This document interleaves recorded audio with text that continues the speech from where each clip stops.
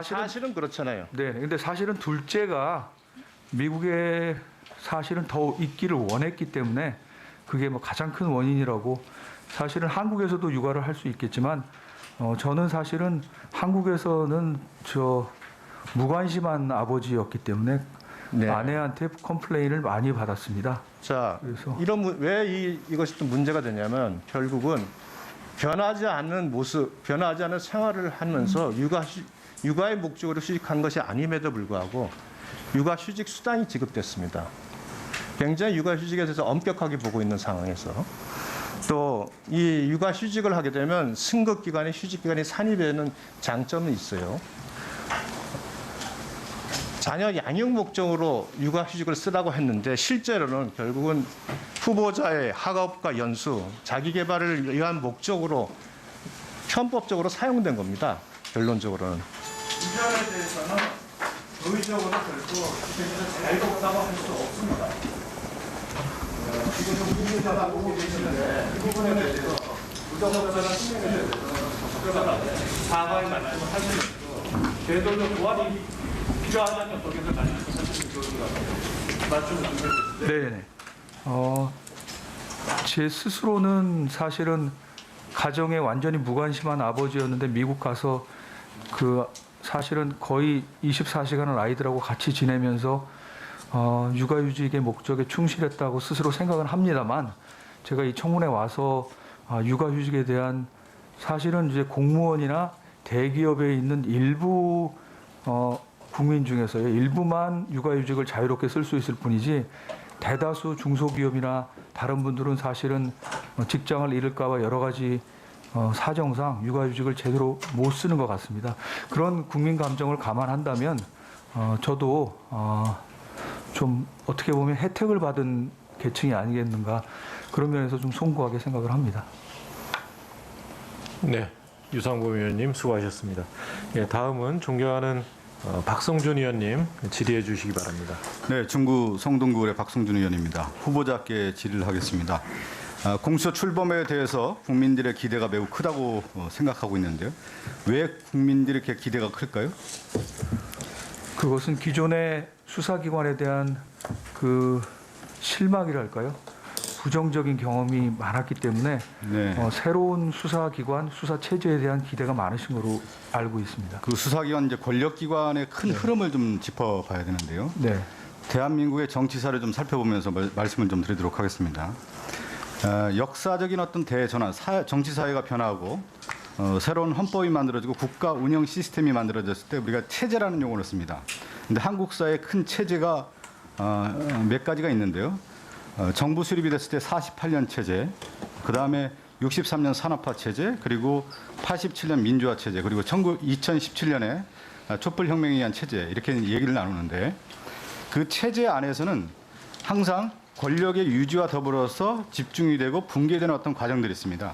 권력의 핵심 기관들이 나타나게 되는 건데 1948년 체제에서의 큰 움직임, 이승만 정권의 마지막을 보면은 체제를 유지했던 권력기관이 경무대였습니다. 이기붕, 곽영주, 권력의 전횡이 일어나고 거기에 따라서 4.19 혁명이 일어나죠.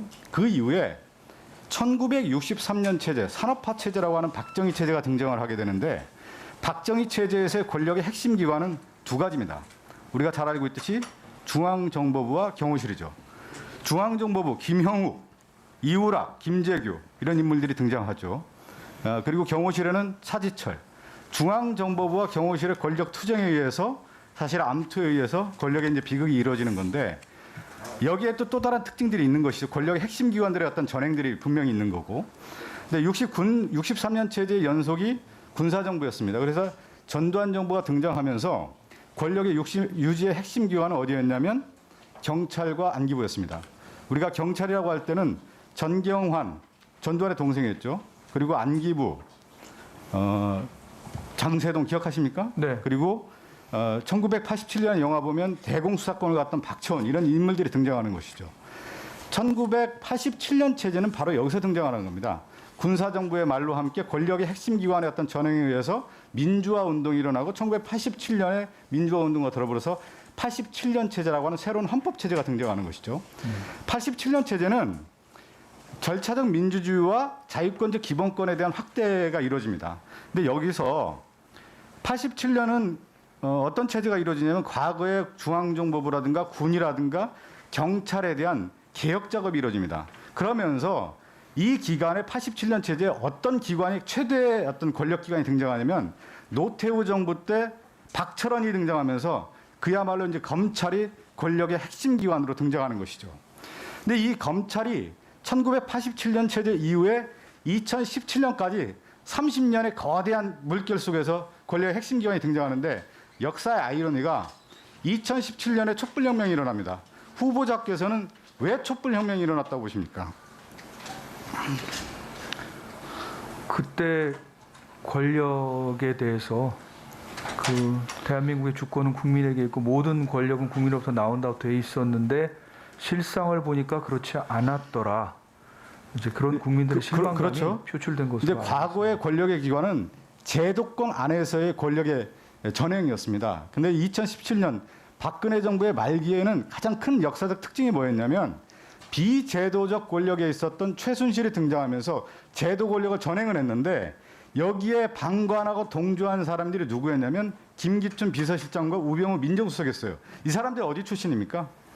두 분 다 검찰 출신으로. 검찰 출신이죠. 그 2017년 체제의 역사적 정당성과 의미는 뭐였냐면 개혁에 대한 의미는 바로 여기에 있는 겁니다. 검찰 개혁을 해야 된다라고 하는 시대에 준엄한 명령이 있었다라는 건데 여기에 대한 후보자의 생각은 어떠신가요?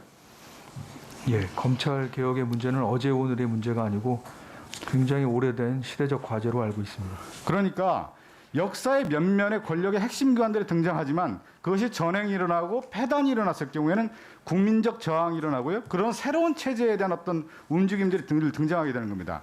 그러니까 1987년 체제 이후에 검찰의 권한이 워낙 막강하다 보니까 시민사회 영역에서 먼저 출범을 하는 거죠.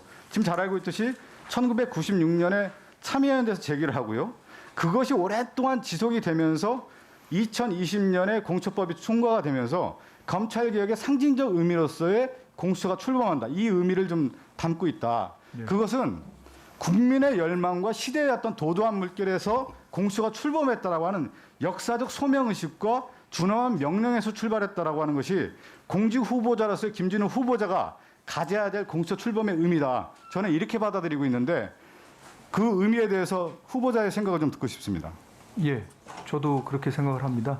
제가 한마디로 공수처의 권력도 국민한테 받은 권력이기 때문에 국민한테 되돌려드리겠다. 그 방안을 검토해보겠다 말씀드렸는데요.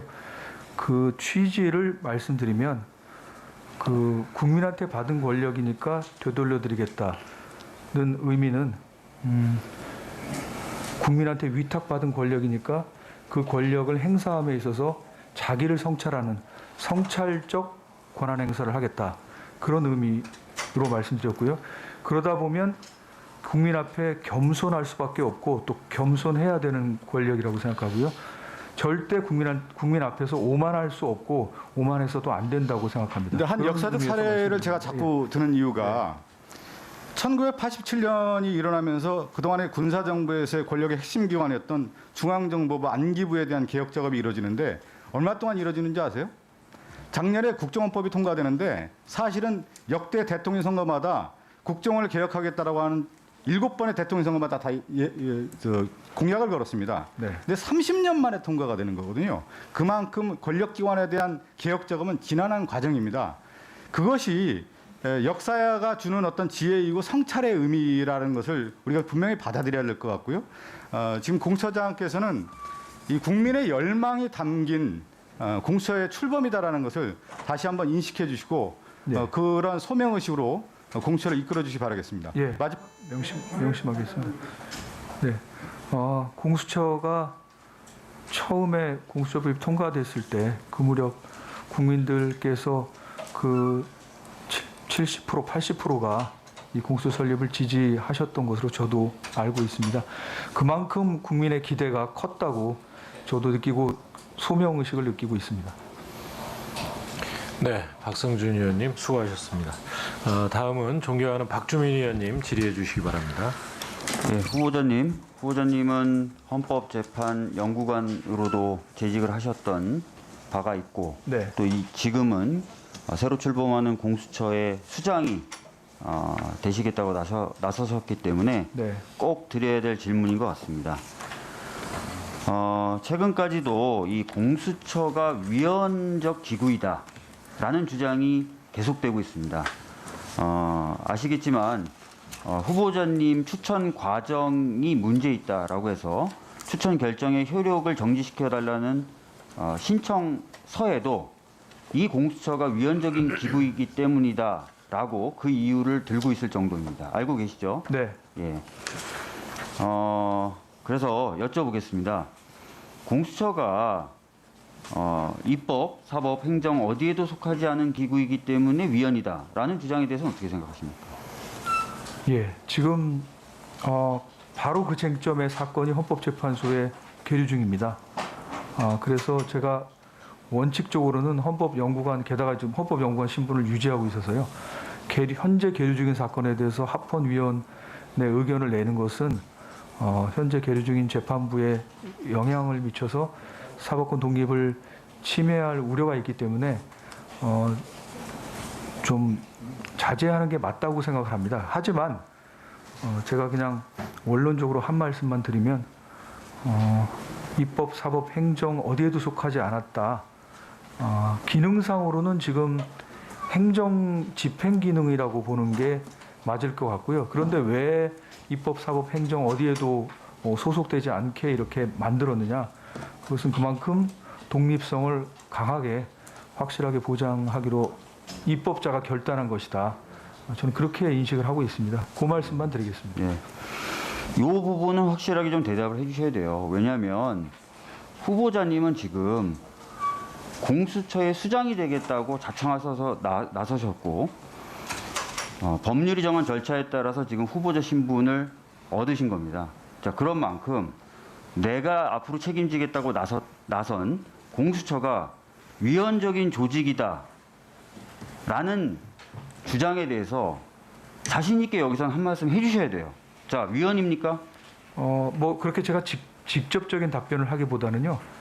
이것이 이제 권력 분립의 원리에 반한다는 것이기 때문에 고전적인 이제 권력 분립 이론 몽테스키에가 책에 쓴 것은 이 국가의 기능을 법을 제정하는 입법, 법을 집행하는 행정, 또 법을 구체적인 사건에 해석하고 적용하는 사법 이렇게 세 가지로 나누고 각각 다른 기관에 분장시켜야 국민의 기본권이 잘 보장된다.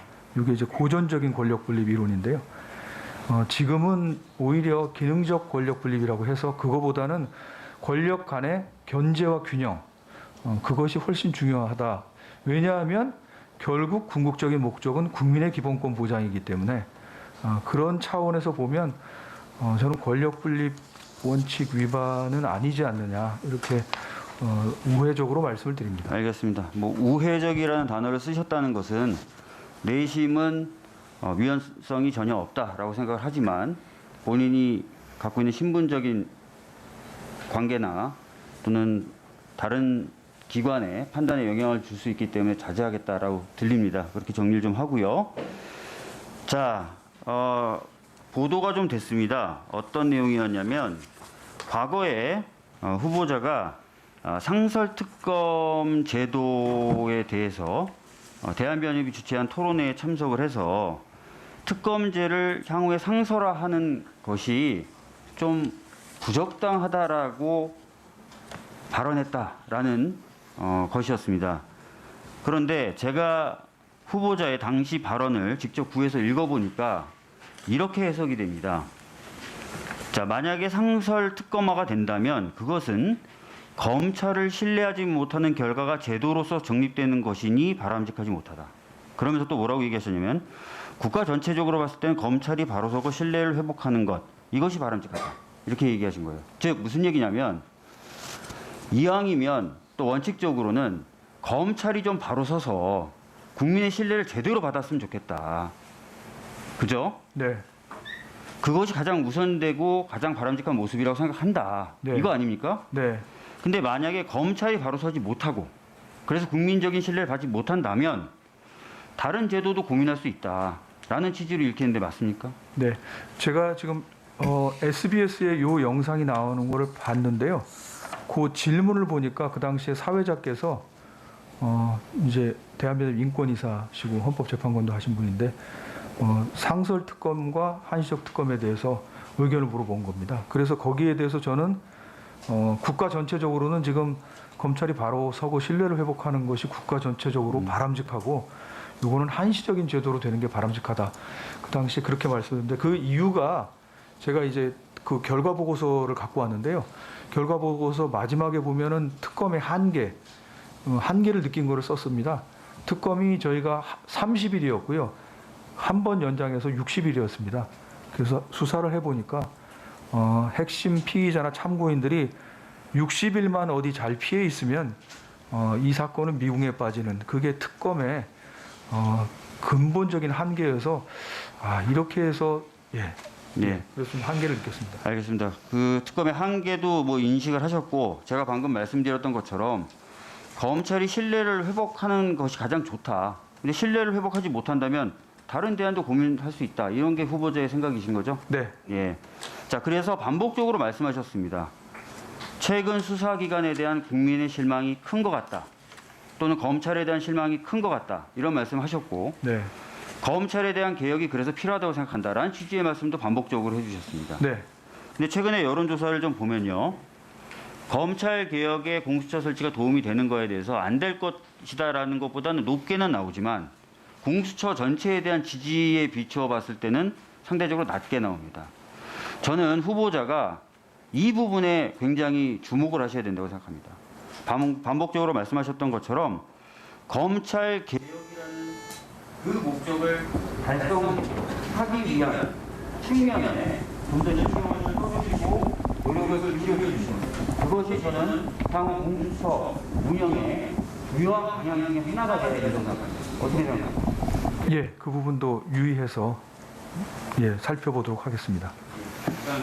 네, 박주민 의원님 수고하셨습니다. 다음은 존경하는 윤한홍 의원님 질의해 주시기 바랍니다. 저기 후보자님, 네. 오늘 청문회 하신다고 수고 많으십니다. 근데 조금 전에 답변 제가 들으면서 이런 생각을 해봤는데, 그 2000년에 토론회 하실 때 네. 제가 자료를 제가 입수를 했었는데 보니까 특검을 반대한 것이 아니고 예. 특검이 상설화되는 것을 반대를 하신 거 아니겠어요, 그죠? 예, 그런 취지로 그렇죠? 읽힙니다. 상설화되면은 제4의 권력기관이 된다. 그런 측면에서 반대하신 거로 되어 있고, 그래서 제가 그 취지도 이제 쭉 읽어보니까 그런 상설화된 권력기관이 생기면 검찰에 대한 불신, 국가 권력기관에 대한 불신이 되니까 반대를 한다고 돼 있었는데, 제가 깜짝 놀란 거는 뭐냐면 이제 이게 공수처라는 거는 그 상설화된 특검보다 더 강력한 제4의 권력기관이거든요. 그런데 이제 우리 후보자님께서 이제 공수처장 후보가 마침 이렇게 된 거예요. 그게 20년 전이니까 이런 상황을 이제 가상을 못 하셨을 건데, 제가 이제 깜짝 놀랐다고 한 건 뭐냐면 소신이 바뀌실 수도 저는 있다고 보는 거예요. 세월이 흘렀기 때문에. 근데 소신이 바뀌었냐고 제가 서면으로 질문을 하니까 답변이, 제가 깜짝 놀랐다는 게 그겁니다. 기억이 안 난다. 이렇게 답변이 왔어요. 이게 우리 후보자님께서 검토하고 직접 답변하신 거예요? 안 그러면 참모들이 그냥 써서 보낸 겁니까? 어느 겁니까? 뭐 저희들이 워낙 많다 보니까 일일이 조금 근데 답변 내용이 상충되는 아니, 것도 있을 텐데요. 이거는 후보자님만 답변할 수 있는 내용이에요. 그리고 지금 오늘 청문회에서 보면 이미 다 알고 계신데 그 기억이 안 난다고 그렇게 네. 그 지금 이 자리에서 예. 그 답변에 대해서 사과하실 의향이 있으신가요? 네. 지금 그러면 예? 의원님 질문에 제가 솔직히 말씀드리면 아니 그게 아니라 기억 안 난다고 답변한 부분에 대해서 네네. 사과를 하셔야 될 거 아니에요. 아닙니다. 솔직히 말씀드리면 기억이 안 납니다. 그런데 어떻게 우리 네, 박주민 하지만- 의원님 질의하실 때 답변 잘 네네. 하시던데요? 아니요. 제가 21년 전 일은 솔직히 기억은 안 나는데요. 저도 이제 합리적인 추론이랄까요? 제가 이 이제 결과 보고서나 지금 나와 있는 자료를 봤을 때 제가 지금 생각해도 후보자님. 제가 아마 이렇게 말했을 것 같다는 후보자님. 그런 합리적인 예, 추론을 예. 말씀드린 겁니다. 아니 국민들이 보고 계신데 네. 20년 전에 토론에 나가셔가지고 하신 말씀을 다른 의원님들 질의에는 답변을 하시면서 또 제가 물어보면 솔직히 기억이 안 난다. 좀 말이 안 맞지 않아요? 아니요, 저 박주민 의원님 말씀에도 그래요? 제가 합리적인 추론을 말씀드린 겁니다. 합리적인 추론으로 답변하신 거예요? 네, 예, 알겠습니다. 그거는 정확한 말씀입니다. 근데 지금 사실 우리 사회에서 가장 논란이 되고 하는 게 공수처가 왜 논란이 되냐? 지금 살아있는 권력에 대한 수사 이거를 어떻게 할 거냐에 대한 논쟁이에요. 그렇게 생각하시죠? 네, 왜 그러냐면 이 문재인 정부가 초기에는 검찰을 굉장히 신뢰를 하고 박수를 쳤어요. 왜? 지나간 권력에 대한 수사를 너무너무 철저히 했단 말이에요. 적폐 수사라는 명분으로. 그러다가 문재인 정부가 절반이 지나면서 결국 살아있는 권력에 대한 수사를 할 수밖에 없는 단계가 온 거예요. 왜? 절반이 지나면 살아있는 권력의 비리가 쌓이지 않습니까? 그게 이제 조국 사태를 기점인데 그 이후에는 이 살아있는 권력 수사하는 검찰을 이제 적이 된 거예요. 그래서 이 살아있는 권력 수사를 못하게 하기 위해서 정말 피눈물 나는 모든 조치를 동원합니다. 이 문재인 정부가. 예? 그거를 뭐 예를 안 들어도 지난 1년간을 한번 보십시오. 법무부가 1년 내내 한 것이 살아있는 권력 수사를 못하게 하기 위한 조치만 1년 내내 하다가 세월이 다 간 거예요. 뭐 인사, 감찰, 징계, 뭐 검찰총장에 대한 수사 지휘권 이러면서 갔단 말이에요. 그러다 보니까 우리가 공수처가 20년 전에 그때는 참 순수했잖아요. 왜? 살아있는 권력 수사 제대로 하자. 그리고 자기 편 잘 봐주는 검찰 수사 좀 하자. 그래서 공수처가 시작이 된 거예요. 그때는 박수를 받았다고. 그런데 지금 공수처는 의미가 변질이 된 거예요. 문재인 정부의 공수처는 살아있는 권력 수사를 못하게 하기 위한 공수처라는 거예요. 그래서 지금 우리 야당에서 이 법 통과를 결사적으로 반대를 했던 것이고 최근까지도 공수처 출범에 대해서 우려를 하고 있는 겁니다. 그 우려의 가장 핵심이 뭐냐? 이 검사 임명 과정일 겁니다. 네? 속된 말로 전부 민변 출신들, 정치적인 성향이 강한 사람들 아니에요? 그 민변 출신들을 대거 임명해가지고 민변 검찰청이 될 것이다. 이런 우려. 예? 두 번째는 수사 대상도 살아있는 권력을 수사하는 검사를 수사 대상으로 삼을 것이다. 그래서 대상이 1호가 윤석열이가 될 수도 있지 않느냐. 그런 이야기가 여권에서 지속적으로 흘러나왔잖아요. 우리 아까 후보자님이 답변을 하는 과정에서 그 가능성을 부인하지 않으셨잖아요. 열어놓으셨죠? 예, 그렇죠? 그건 모든 가능성은 열려 그렇죠? 있는 것 같습니다. 예. 그러면 결국 그런 것도 이미 사전 검토가 되고 있다는 얘기예요. 그래서 제가 이 공수처가 정말 이 사법부를 또는 우리나라 사법 체계를 제대로 어차피 출범하는 마당이라면 제대로 끌고 가려면 정치적인 중립, 독립성을 가져야 된다. 그러면 그 바로미터가 뭐냐? 이 검사들이나 차장 임명 과정일 것이다.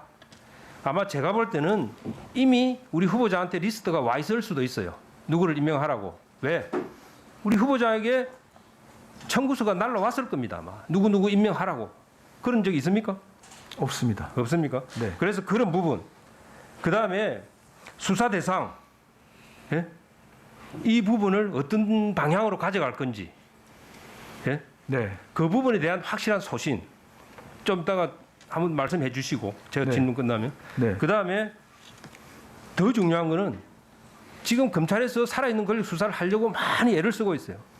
그런 사건들을 이첩해서 가져갈 수 있잖아요. 공수처가. 그런 기준을 어떻게 잡아갈 건지 시간이 지금 별로 없습니다만은 소신을 한번 말씀 한번 해주세요. 네. 제가 이번 인사청문회에서 느끼는 것은요. 사실은 지금 여당 계신 분하고 야당 계신 분하고 조금 보시는 각도가 다를 뿐이지 대한민국이 바로 서기를 진심으로 기원하시고 원하시고 하신다는 것은 느꼈습니다. 그리고 지금 질책하시는 것은 저는 이제 공수처가 바로 서기를 바라는 애정과 관심의 표시로 생각하고요. 그래서 그 공수처 수사처 검사 뽑는데 정말 중요한 일인데 꼭 국민의힘에서도 적극적으로 위원을 내주셔서 참여해 주셔서 그런 일이 발생하지 않도록 지금 말씀하시는 민병공수처가 되지 않도록 저는 참여를 해주시면 그런 일이 생기지 않을까 이렇게 말씀을 드리고 싶습니다. 네, 윤한웅 의원님 수고하셨습니다. 다음은 존경하는 최강욱 의원님 질의해 주시기 바랍니다. 열린민주당 최강욱입니다. 후보자님 후보자로 추천되고 또 지명에 이르시고 청문회에 오시기까지 그동안에 경험하지 못하셨던 많은 것들을 새롭게 아마 경험하고 생각하실 계기가 됐을 것 같습니다. 네. 그 와중에 또 네, 어머님도 떠나보내시고 하셔서 네. 여러 생각이 드셨을 텐데요. 네. 일단 어머님 명복을 참가 깊이 빕니다. 네. 힘든 시간들 잘 이겨내시고 네. 또 앞으로도 힘든 일이 많을 것 같습니다. 네. 잘 아시는 것처럼 새로운 조직이 출범하게 되면 굉장히 챙겨야 할 일이 많지 않습니까? 네. 우리가 헌법재판소 역사 같은 걸 보더라도 맨 처음에 네, 대동에서 출발할 때부터 헌법재판소가 소위 말해서 휘장 하나 만드는 것부터 이제 재판관들께서 고민하시고 네. 그런 것들이 만들어지는 과정 제가 인상 깊게 읽었던 기억이 나는데요. 네. 이제 후보자께 그런 책무가 주어져 있을 뿐만 아니라 거기에 더해서 지금 인사 말씀에서 말씀하셨던 국민의 신뢰를 받는 선진 수사기구로서의 네. 공수처를 정립하시기 위한 예, 그 역사적인 책무가 주어지신 거라서 네. 이 청문회 자리가 더 소중한 것 같고 그래서 국민들께서도 많이 관심을 갖고 계신 것 같습니다. 예, 그런 점은 뭐 너무나 잘 알고 계실 거라고 생각하고요. 일단 저는 이 공수처라는 게 우리 사회에서 어떤 관점에서 왜 논의가 시작됐는지 후보자께서 정확하게 알고 계시는지가 궁금합니다. 이게 왜 시작된 거였습니까? 논의가. 제가 알기에는 이제 1996년에 이제 참여연대 입법청원으로 시작됐다고 알고 있습니다. 반부패에 대한 부패법 제정을 이제 부패 방지법 제정을 위한 그렇죠. 그때 이제 움직임으로. 부패행위 근절을 위해서 독립된 수사기가 필요하다. 네. 거기서 들고 있는 부패행위라는 것이 무엇이었습니까? 주로 대통령 측근, 친인척, 또 권력자들 이런 사람들의 비리에 대해서 검찰이 그간에 결탁하고 공생하고 거래를 해왔기 때문에 제대로 수사를 하지 않더라. 그것이 정부가 반복될 때마다 정권이 교체될 때마다 계속 일어났던 현상이었고 그 과정에서 검찰이 특정한 패턴을 보이지 않았습니까? 과거 정부의 일에 대해서는 새 정부가 출범을 하면은 가혹할 정도로 지나치게 수사를 해서 일단 본인들의 위상을 세운 다음에 그 다음에 거래에 들어가죠. 그리고 신정부가 힘이 떨어지기 전까지는 계속 결탁해서 거래를 하다가 거기가 이제 힘이 빠질 때가 되면 슬슬 또 냄새를 피우다가 다음 정부가 되면은 또 결탁을 한단 말입니다. 이런 게 계속 반복되지 않았습니까? 그러다 보니 애초에 핵심은 대통령 측근과 권력자들, 그 다음에 권력기관이라고 통칭되고 있는 힘 있는 기관에 속해 있는 고위공직자들의 비리에 대해서 우리 사회가 제대로 부정부패를 척결하지 못하고 있다. 이런 국민적인 관심에서 시작이 된 거잖아요. 네. 그래서 스크린 한번 보시면 우리 역대 대선에서 계속 16대 대선 노무현 이회창 후보가 출마하셨을 때부터 이번 19대 대선에 이르기까지 거의 모든 후보가 다 독립된 권력비리 조사를 위한 특별한 수사기관 이걸 요구하셨고 다음 이게 단순히 대선뿐만이 아니라 과거 여당이었던 새누리당의 여러 주요한 정치인들께서 어느 자리에 있을 때마다 계속 말씀해 오셨고 다음 현재 지도부를 구성하고 계신 분들도 전 세계에서 우리나라처럼 검찰권이 비대한 곳이 없다. 공수처 이야기가 수년째 논의되는데 이번 기회에 정비될 것이라고 본다. 이런 소식을 분명하게 밝히셨습니다. 그런데 아까 후보자께서 말씀하신 것처럼 각각 철학이나 입장이 다르기 때문에 현재의 공수처 출범에 대해서 어떻게 바라보느냐 하는 시각의 차이에 대해서는 뭐 너무나 잘 느끼셨을 겁니다. 네. 그런데 지금 애초의 취지에서 벗어나서 국민들한테 인식되고 또 일반적으로 알려지기를 검찰을 무슨 주요한 목표로 해서 타겟으로 해서 수사를 할 것이다. 이렇게 진행되는 것이 과연 공수처 출범의 애초 의의, 그다음에 이번 문재인 정부가 시작돼서 공수처 논의하는 과정, 거기에서 일관되게 그런 입장 때문에 이게 진행됐다고 혹시 느끼셨습니까? 뭐 그거는 아닌 것 같습니다. 그러면 후보자께서 지금 말씀하신 것처럼 모범적인 뭔가 수사 공사기관으로서 자리를 잡겠다라고 네. 지금 말씀을 드렸는데 그러면 모범적이지 못했던 기존의 수사기관이 보이고 있던 여러 가지 행태 중에 후보자께서 가장 심각하게 바라보셨던 시민으로서 가장 심각하게 바라보셨던 문제는 뭐였습니까? 수사하시는 분들이 수사해서 이제 꼭 이제 결론을 내겠다고 기소를 하겠다고 생각을 하시고 이제 수사를 하시다 보니까 좀 수사 방법도 무리했던 것 같고요. 그래서 이제 당초 목표로 했던 게 잘 혐의가 입증이 안 되고 증거 수집이 안 되면 이제 다른 것으로 수사를 해서 확대를 한다든지 뭐 그런 것들이 결국 이런 문제로 잘못된 수사 관행으로 되지 않았나 이렇게 생각을 합니다. 과거의 불행한 역사에서 정치 권력에 의해서 장악이 되거나 정치 권력에 의해서 조종을 받거나 아니면 같이 결탁을 했던 수사기관의 역사가 있어서 이건 뭐 경찰도 마찬가지고 국정원도 마찬가지지 않습니까?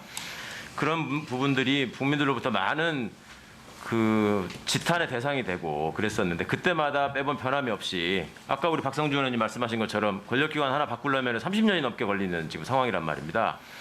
공수처는 권력기관입니까? 후보자가 느끼시기에? 공수처도 권력기관으로 분류할 수 있을 것 같습니다. 어떤 면에서 그렇습니까?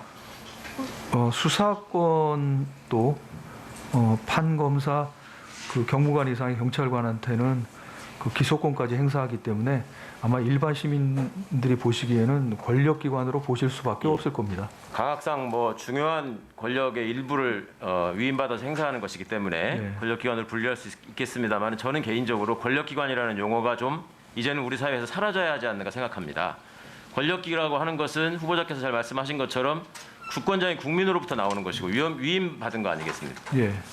그런데 그 권력이라는 의미가 국민을 제약하고 옥죄고 군림하는 수단으로 사용해왔고 그다음에 자신들의 치부를 어떻게든 감추고 호도하는 수단으로 사용해왔기 때문에 권력기관이라는 말 자체에 담겨있는 그 음습한 느낌, 그림자 이런 것들이 좀 사라졌으면 좋겠습니다. 그래서 후보자께서 말씀하신 것처럼 기본권을 지키는 것이 이 그러니까 국가기관의 1차적인 임무다. 예. 그리고 애초에 법치주의가 태동돼서 마그나카르타를 통해서 시작됐던 이유가 결국 국민의 기본권을 보장해라. 제왕 마음대로 하지 말아라. 네. 국민의 어떤 재산권이나 이런 거를 박탈할 때 법에 근거해서 하지 말아라. 예. 이런 거 아니겠습니까? 네. 그렇다면 원래 권력기관의 의미라고 하는 것은 권력을 제약하고 권력의 무분별한 행사를 제약하고 국민을 보호하라는 의미 아니겠습니까? 네.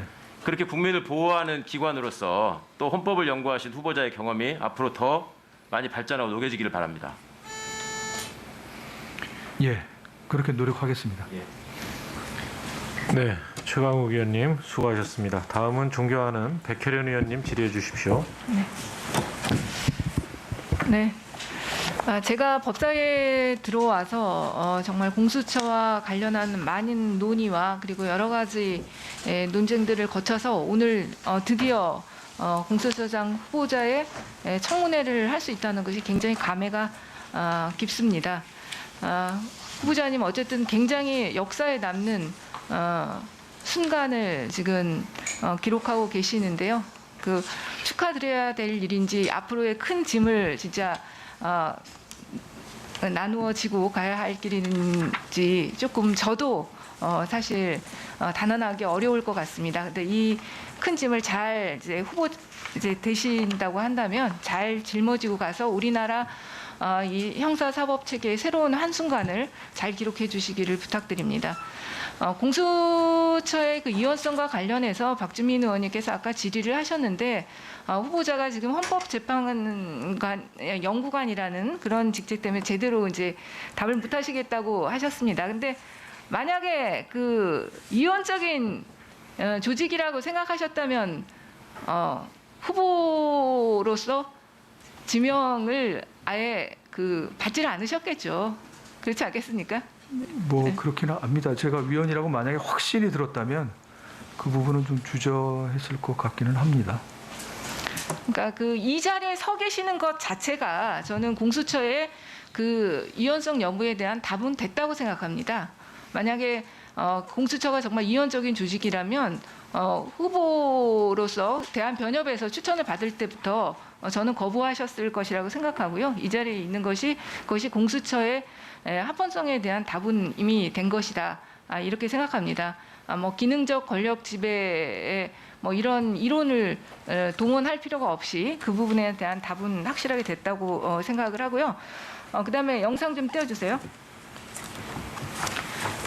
오늘 많은 의원님들이 그 공수처장의 자질과 관련한 질의들을 하셨습니다. 근데 참여연대에서도 이번에 온라인으로 당신이 원하는 공수처장은 어떤 자질이 필요하다고 생각하느냐 그 설문을 했어요. 그랬더니 결론적으로 그 1번이 여야 가리지 않고 공정하게 수사 33.1%, 그리고 부실 봐주기 수사 없이 법대로 엄정하게 수사 31.8%, 그다음에 정치적 예압에 굴하지 않는 굳건한 수사 29.1%, 도덕적 흠결 없는 인물 5.9%예요.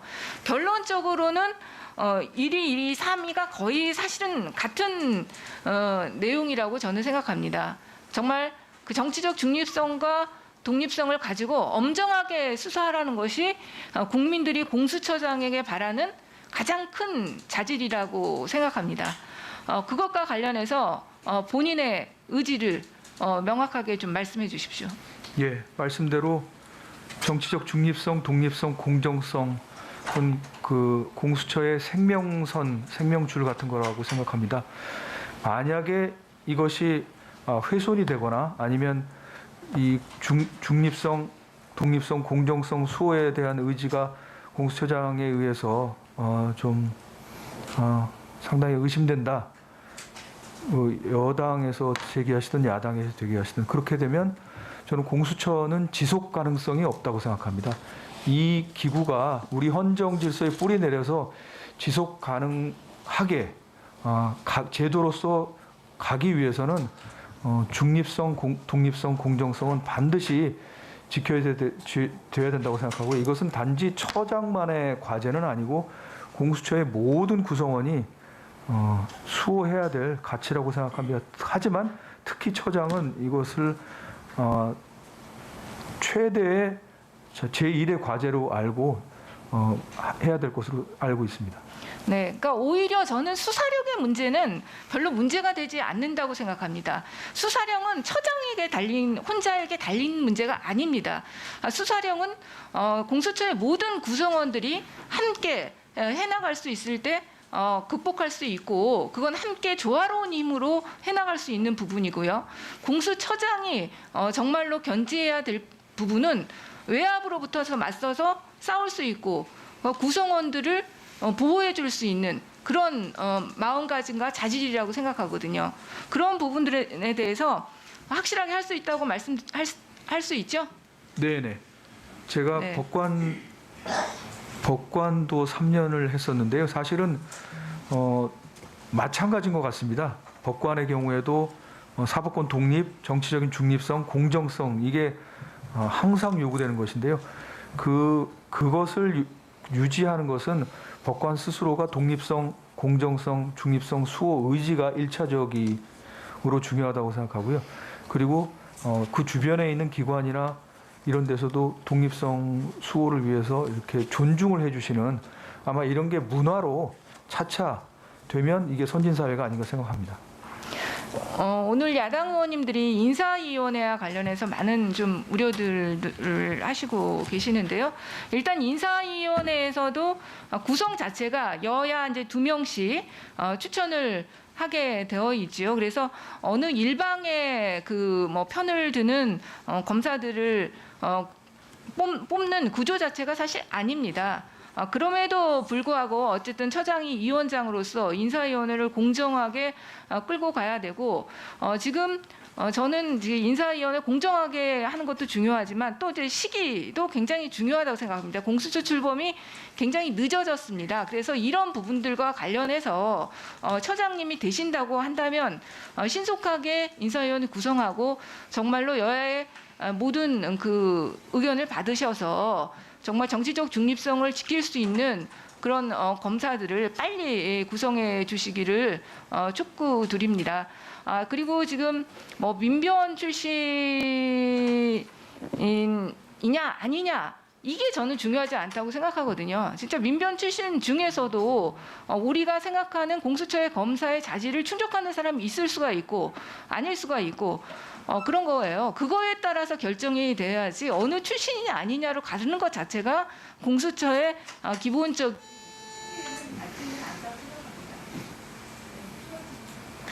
예, 백혜련 의원님 수고하셨습니다. 다음은 주질의 마지막 순서로 존경하는 김도읍 의원님 질의해 주시기 바랍니다. 예, 후보자님. 네. 먼저 준비 기간 중에 사랑하는 어머님을 떠나보내신 데 대해서 심심한 위로의 말씀을 드립니다. 예. 오늘 인사 말씀부터 여러 의원님들 질의하시는데 우리 후보자께서는 법의 지배라는 말을 많이 썼습니다.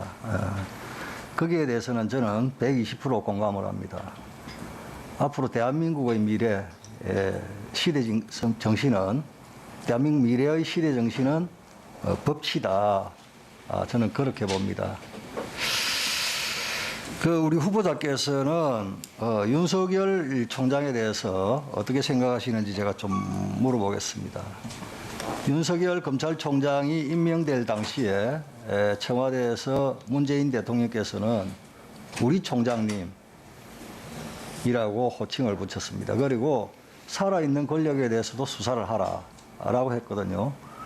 그런데 얼마 지나지 않아서 청와대, 민주당, 심지어 검찰의 주무장관인 추미애 장관까지 윤석열 총장을 찍어내리고 혈안이 되어 있습니다. 알고 계시죠? 네. 그래서 윤석열 총장에 대한 국민적 관심이 높아지게 되었고요. 이렇게 청와대와 민주당, 법무부 장관, 윤석열 총장 그렇게 극찬하다가 찍어내기로 혈안이 되어 있는데 그 이유가 뭐라고 생각하십니까? 글쎄요, 그 부분은 뭐 보시는 각도가 여러 가지가 있겠지만 지금 의원님 말씀하시는 그 지적이요. 그 부분에 공감하시는 분도 많은 것 같습니다. 그 부분에 공감을 하다니 그게 뭔 말입니까? 그러니까 살아있는 권력에 대해서 수사를 하기 때문에 이런 이제 사태가 벌어졌다. 그렇게 보시는 국민들도 많으신 것 같습니다. 거기에 대해서 후보자도 동의합니까? 저는 거기에 이제 100% 동의는 못 하고요. 그럼 몇 프로 동의합니까? 네. 제가 이제 그분하고 좀 생각도 다르고요. 접근 방식도 다르고 하기 아니 때문에 그러니까 살아있는 권력에 대한 수사를 하기 때문에 청와대, 정부, 집권 여당이 윤석열 찍어내기에 혈안이 되었다. 그렇게 국민들이 공감하는 부분들이 있다고 하는데 거기에 대해서 후보자는 어떻게 생각하냐고 말 돌리지 마시고. 네. 그럼 원론적으로 말씀드리겠습니다. 그 사실관계가 맞다고 전제를 하고요. 만약에 공수처도 그런 일이 발생할 수 있으니까요. 공수처도 살아있는 권력에 대해서 저는 이제 살아있는 권력이란 말보다는 살아있는 권력하면 이제 아니 간단 예. 명료하게 하세요. 네. 예.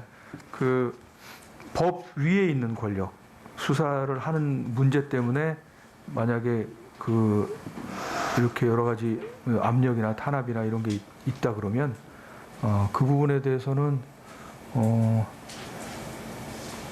이제 반론을 제기하고 이렇게 하는 게 맞다고 생각합니다. 단호하게 대처하겠다 이 네, 말씀입니까? 네, 네. 그 말씀하시면서 왜 민주당 의원님들 눈치를 봅니까? 아닙니다. 무슨 그쪽 이제 자, 후보자는 윤석열 검찰총장호가 조국, 정경심, 월성원전 사건 수사, 울산시장 선거 청와대 개입 사건 수사, 라임 옵티머스 사건 수사 이게 대해서 윤석열 총장이 검찰을 잘못 지휘하고 있다고 봅니까? 아니면 권력 실세에 대한 수사를 과감하게 잘 하고 있다고 봅니까?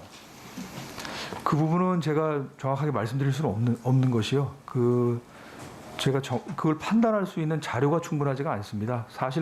사실은 저도 법관을 했지만 수사 기록이나 재판 기록을 보지 않고 판단하기는 민주당과 어렵습니다. 청와대에서 그렇게 국민들께 보고를 다 했잖아요. 예? 파노라마 보듯이 다 설명을 했잖아요. 다 봤잖아요. 언론에도 다 나고 그대로. 저는 이제 법조인으로서 단지 언론 기사 갖고 판단을 그러니까 할 그 수는 수사가 없고요. 네네. 잘못된 겁니까? 얼마 전에 정경심에 대해서 국민들이 가장 불공정하다고 보는 입시 비리에 대해서 전부 유죄가 났는데 거기에 대해서 네. 예? 수사가 잘못됐다고 봅니까? 제가 김도읍 의원님께 말씀드릴 수 있는 것은 제가 법조인으로서 제가 수사 기록과 재판 기록을 보지 않는 한 법조인으로서 제 견해를 밝히기에는 자료가 충분하지 않다 이런 말씀을 드리고 싶습니다. 기록도 보지 않고 자료도 보지 않고 단정적으로 말씀드릴 수는 없다 이런 말씀입니다. 근데 정치권에서는 특히 민주당에서는 기록도 보지 않고 자료도 보지 않고 잘못된 수사라고 초지일관 지금까지 이야기하고 있잖아요. 뭐 제가 볼 때는 그것은 정치의 영역인 것 같습니다. 법조인의 영역은 아니고요. 법조인은 언제나 기록을 보고 자료를 보고 그거에 근거를 두고 이제 말을 하고 판단을 해야 된다고 생각을 합니다. 자, 상설특검과 관련해서 2000년도에 후보자께서는 검찰이 바로 서고 신뢰를 회복하며 특검은 한시적으로 운영되는 것이 바람직하다 이렇게 말씀하셨어요. 네, 기억이 안 나지만 지금 이 신념이 변화가 있습니까? 지금도 저는 개인적으로는 검찰이 바로 서기를 바라고 있습니다. 그게 나라를 맞습니까? 위한 일이라고 생각하고요. 중심으로요. 예. 네. 그러면 결국 검찰이 살아있는 권력에 대한 수사를 하는데 예? 특히 월성 원전 사건이라든지 이런 사건을 수사를 하는데 공수처장으로서 이 사건을 이첩받아 간다든지 이런 없어야 되겠습니다. 검찰이 바로 서게 놔두려면. 예? 뭐 하여간 그 부분은 저희가 수사할 만한 사건을 또 수사할 충분한 명분이 있고 누가 봐도 공수처가 수사하는 게 타당하겠다고 끄덕끄덕하는 사건을 저희가 가져와서 하겠습니다. 정권에 대한 수사, 야당에 대한 수사 어느 걸 택할 것이냐 이럴 때 여론이나 정치권의 입김에 휘둘리지 않고 수사를 하겠다 이렇게 서면 답변을 했어요. 네, 법과 원칙에 따라서 헌법과 법률에 따라서 하겠습니다. 그렇게 하겠다. 자, 박주민 의원 질의에 있어서 기능적 권력 분립에 입각해서 입법권자의 결단이다. 이 공수처법이 이렇게 답변을 하셨어요. 그죠? 네. 그런데 야당을 우선적으로 배제시키고 부모에 있어서 말치시하는 공수처법 이게 바람직한 입법권자의 결단이라고 보십니까? 예, 그 부분은 사실은 국회 내부에서 이제 벌어진 일이어서 네. 네. 네. 이런 절차적인 상황에 대해서 입법권자의 결단이라고 해석하란 말이에요. 본인이 그러면 이게 바람직한 입법권자의 결단이냐 이걸 묻잖아요. 그 점에 대해서는 제가 여기서 공직 후보자로서 말씀드리는 건 적절하지는 않은 것 같습니다. 일반 국민으로서 제가 사실은 일반 국민으로서 말씀드릴 입장이 아니기 때문에요. 저는 공직 후보자의 저 지위에 있고 입장입니다. 그러면 오랜 기간 헌법을 연구한 헌법적 양식을 요구하는 거예요. 뭐 원론적으로 말씀드리면 절차적 정당성 중요합니다. 지켜야 됩니다. 그 부분은 아마 적절하게 권한쟁의 사건이나 이렇게 하시는 것으로 헌법재판소가 판단을 하실 거라고 생각합니다. 제가 이 자리에서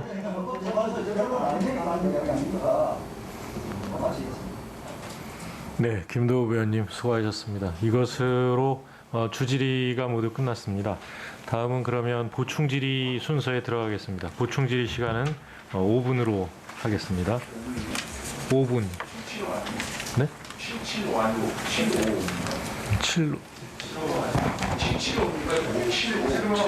한다고요? 예, 7. 그럼 7분 드리겠습니다. 예, 7분으로 하도록 하겠습니다. 김도읍 간사님 이의 없으시죠? 네. 이 간사님한테 물어보지도 않고 결정했다고 그러실까봐.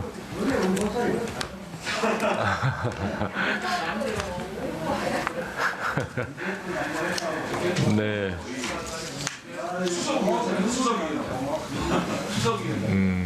예, 이렇게 그 대화가 잘 됐으면 좋겠습니다. 앞으로도. 그러면 보충 질의는 주질의 순서대로 진행하겠습니다. 존경하는 소병철 의원님 질의해 주시기 바랍니다. 네, 감사합니다. 순천광양 곡성 구례갑 지역구 소병철입니다. 후보자님 이제 두 번째 텀이네요. 고생 많이 하시네요. 제가 아까 오전에 우리 처장이만 후보자님께 지금 70년 만에 형사사법 구조의 대전환이 온다 하고 우리 김구 선생님 시를 인용을 했지 않습니까? 우리 후보자님 이제 후보자로 지명이 되셨으니까 성공한 공수처장, 역사에 올바른 평가를 받는 공수처장이 되시고 싶죠? 네, 꼭 그렇게 되고 싶습니다. 그런 강한 의지가 있으신 거죠? 네. 네. 자, 그럼 어떻게 하는 것이 이 성공한 공수처장, 역사의 평가를 받을까? 참 굉장히 추상적인 것 같은데 우리 처장님께서 말씀하신 것을 가지고 좀 이야기를 한번 해볼게요. 다음 페이지 넘겨줘 보십시오. 지금 제가 오전에 단순히 공수처에 한정하지 말고 기존 수사기관들의 수사 문화를 선도하는 역할도 중요하다. 예. 아까 다른 의원님들 말씀 도중에 검찰 개혁 이야기가 나왔어요. 네. 공수처장님은 검찰총장이 아니기 때문에 검찰 개혁에 직접적으로 하실 수 있는 것이 없죠. 아닙니다. 네. 네, 없죠. 네. 그러면 그렇다고 해서 전혀 할 일이 없느냐? 그건 또 아니죠. 뭐냐? 똑같은 수사기관의 입장에서 완전히 다른 모습을 보여주면은 기존의 수사기관들이 따라오지 않겠습니까? 네. 그래서 지금 여기 지금 PPT에 제가 우리 후보자께서 말씀하시는 내용을 왼쪽에 하고 오른쪽에 지금 수사문화 선도 역할, 단순히 국민들이 봤을 때 수사기관 하나 새로 생겼다. 이렇게 된다면 이건 실패한 공수처가 되겠죠. 네. 기존의 수사 관행 문화를 바꾸는 파괴적인 혁신이 좀 있어야 된단 말이에요. 그걸 통해서 새로운 모델을 제시하고 실천을 하시는 건데 그렇게 되면 이제 그거야말로 인권을 존중하고 수사 과정이나 결과에 대해서 국민이 신뢰하는 거 아니겠습니까? 네. 이것도 그러면 어떻게 할 것인가? 우리 후보자가 지금 말씀하신 그대로 왼쪽에 기존 수사기관의 문제점을 답습하지 않는 거. 아까 우리 후보자께서 여러 말씀 중에 검찰 수사의 문제 이야기하실 때 이제 별건 수사, 표적 수사, 먼지털이식 수사 이거 다 지금 말씀을 좀 우회적으로 하셨지 않습니까? 그리고 자기 식구 감싸는 거. 이것도 우리 후보자께서 말씀하셨어요. 그러면 공수처에 만약에 장이 되시면 지금 왼쪽에 있는 이 기존 수사기관의 문제점 절대 나는 답습하지 않겠다. 그런 각오가 있으신가요? 네. 지금 저희가 그렇게 구상을 하고 있습니다. 강한 의지가 있으신 거죠? 네. 그 중에 하나 제가 말씀을 하나 드려볼게요.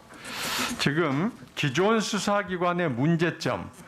근데 수사를 하다 보면은 실체적 진실 발견을 위해서 때로는 어떤 선을 넘는 경우가 생길 수가 있는 거 아닙니까? 네. 그러면 일종의 실수나 과오나 이제 잘못된 게 있을 때 바로잡는 방법은 뭔가? 책임을 지는 거죠. 책임을. 다음 페이지 넘겨보세요.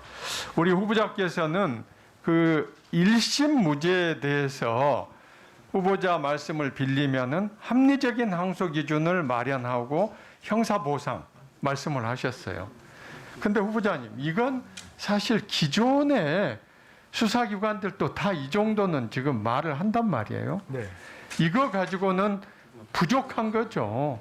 그렇지 않습니까? 뭐가 부족하냐? 지금 기존 수사기관들은 무죄가 나도 책임을 지지를 않아요.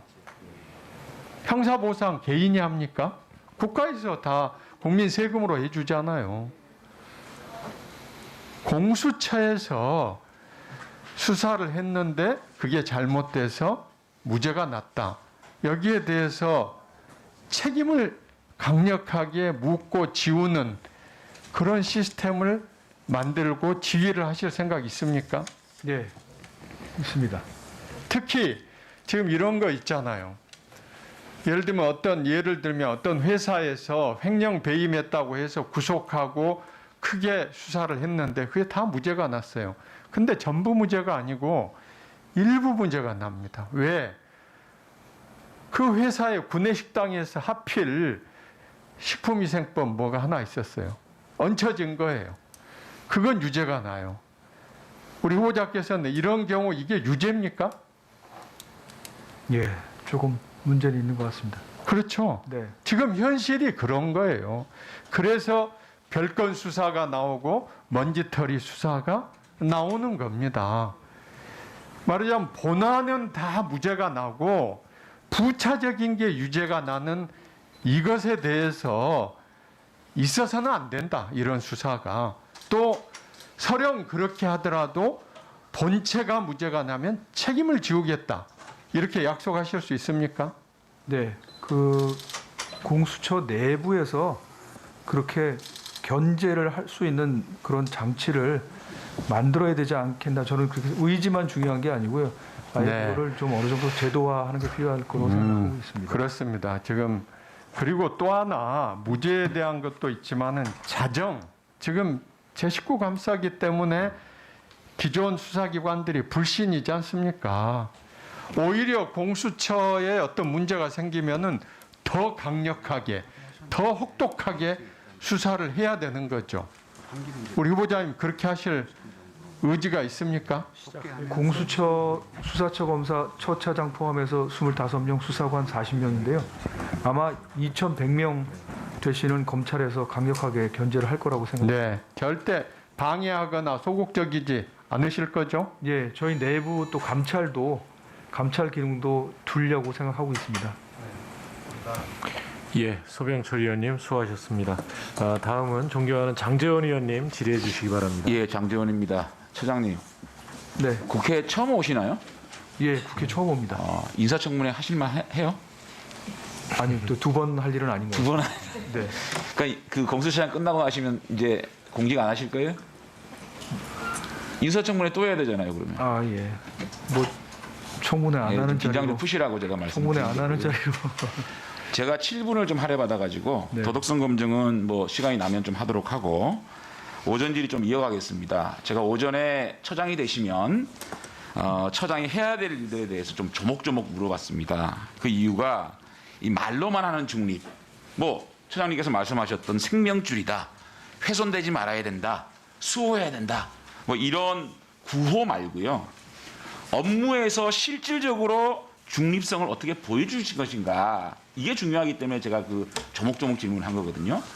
그 중립성을 보여줄 수 있는 가장 중요한 잣대가 저는 인사라고 생각을 합니다. 그래서 인사위원회가 굉장히 중요하기 때문에 인사 문제를 어떻게 운영할 것인가, 처장 후보자 본인이 구상하는 공수처 중립성을 확보할 수 있는 그런 청사진 구상을 좀 명확하게 밝혀주셔야 되겠다는 말씀을 드리고요.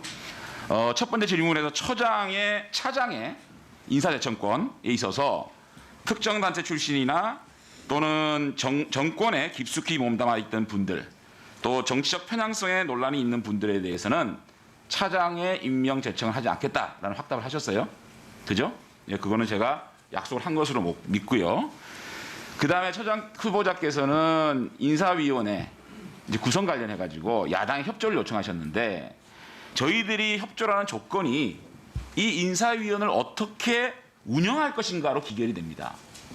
이게요, 7명 중에 5명이 처장, 차장, 처장이 지명하는 1인, 여당 추천 2인, 이 5인 1조가 돼가지고 그냥 다수결로 착착착 넘어가면 다시 말하면 이게 인사 전행이 되는 겁니다. 인사 전행을 할 것 같으면 야당이 2명을 추천할 이유가 없거든요. 니들끼리 해봐, 이렇게 될 수밖에 없지 않겠습니까? 그러면 우리 인사위원장으로서 인사위원회를 정말 다수결로 운영할 것인가, 아니면 정말 새로 설립하는 한 번도 해보지 않은 공수처의 중립성과 공정성을 위해서 만장일치제로 운영을 할 것인가, 도대체 어떻게 운영을 해나갈 것인가 굉장히 중요하거든요. 아마 구상이 있을 거라고 봅니다. 어떻게 운영해 가실 겁니까? 지금 사실 제기하신 문제도 저도 생각을 해봤습니다. 지금 법상으로는 과반수로 그렇습니다. 돼 있는 걸로 알고 있습니다. 그런데 제가 이제 제 개인적으로는 공수처장 청문회가 중요하다고 생각하는데요. 만약에 역량이 되고 의지가 있고 훌륭한 분들이 많이 지원한다 그러면 사실은 지금 그 보는 눈이 비슷하실 거거든요. 아니 그렇게 애매하게 말씀하지 마시고 늘 좀 애매하게 말씀하세요. 네네. 확고하게 자 웬만하면 만장일치를 운영하겠다 이런 얘기는 해야 되는 겁니다. 왜냐하면 워낙 중요한 중립성을 요구하는 단체 기관이기 때문에 또 무소불위의 기관이기 때문에 한두 사람 혹은 세 사람이 반대를 하면 그 이유가 있을 거란 말이에요.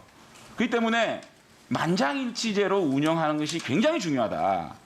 그러니까 피치 못한 사정이 아닌 한 정말 결격 사유가 없는데도 불구하고 한두 명이 반대하는 것 외에는 정말 만장일치제로 운영하는 걸 원칙으로 하겠다. 이 약속을 하셔야 되지 않겠습니까? 그래야 저희들이 2명 추천에 대해서 지원 도와드리지 않겠습니까? 거기에 대한 약속을 할 수 있겠어요? 그 말씀하신 취지는 충분히 취지가 아니고요. 제 말은 그대로 알아듣겠습니다. 스트레이트로 답변해 보세요. 네. 만장일치제를 운영을 원칙으로 하겠습니까? 근데 만장일치로까지 하면 조금 아니 한두 명이라도 반대하면 반대하는 이유가 분명히 있을 거란 말이죠. 예. 합리적 이유라면 그것은 한두 명이 반대하더라도 제적 상황이 되는 겁니다. 그러니까 제가 아까 드린 말씀이 어떤 사람이든 그 사람의 학력. 자 다시 만장일치제 운영을 원칙으로 할 수 있겠습니까? 만장일치까지는 그렇게 확. 만장일치로 안 한다. 그러니까 만장일치가 원칙대로 하겠다. 과반수의 찬성으로 그냥 하겠다. 저는 그렇게 말씀은 안 드리고요. 지금 장 의원님 말씀하신 대로 반대하는 건 반대하는 이유가 있을 거거든요. 그렇습니다. 예, 그렇게 해서 설득이 되면 저는 대부분 최대한 설득을 하겠다. 예. 그렇게 해서 한 명의 검사가 예. 굉장히 중요합니다. 한 명의 검사가 반대하는 1인이 있다 그래도 네. 그 1인에 대해서 상당한 설득의 공을 들여야 된다고 생각합니다. 예, 끝까지요. 그래야만 됩니다. 예. 그래서 그 약속하셨죠? 네, 말씀하신 대로 수사처 검사 한 사람 한 사람 중요하기 때문에. 알겠습니다. 네. 그다음에요. 처장이 생각하는 검사 임용의 기준이 있을 겁니다. 이 공수처는요. 소위 말하는 과거의 대검 중수부 그 무소불위의 기관을 외부로 떼어서 독립한 기관이거든요. 그 구성원들의 실력과 중립성이 다 담보돼야 되는 겁니다. 처장이 사실상 수사 경력이 2개월밖에 안 됩니다. 그리고 자신이 최종 결정해서 운영해봤던 기관을 운영해봤던 경험이 없어요. 그렇다면 과연 대부분이 다 특수수사 아니면 공안수사일 겁니다. 이 특수수사나 공안수사를 지휘하는 부장검사의 경력이 어느 정도 되는지 압니까? 검찰에서?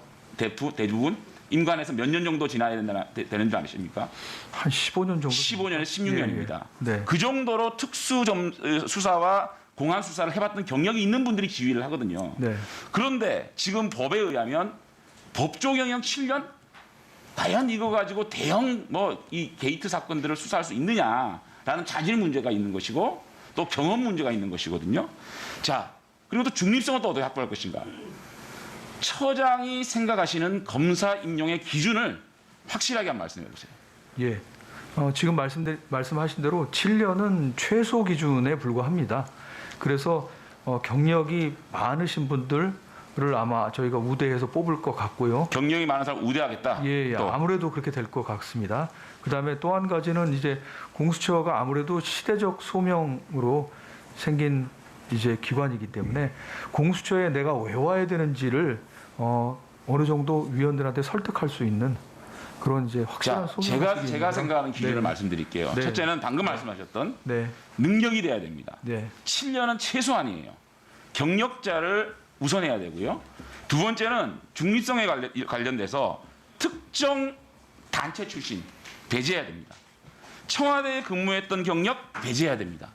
누구 라인으로 불려지는 분 배제해야 됩니다.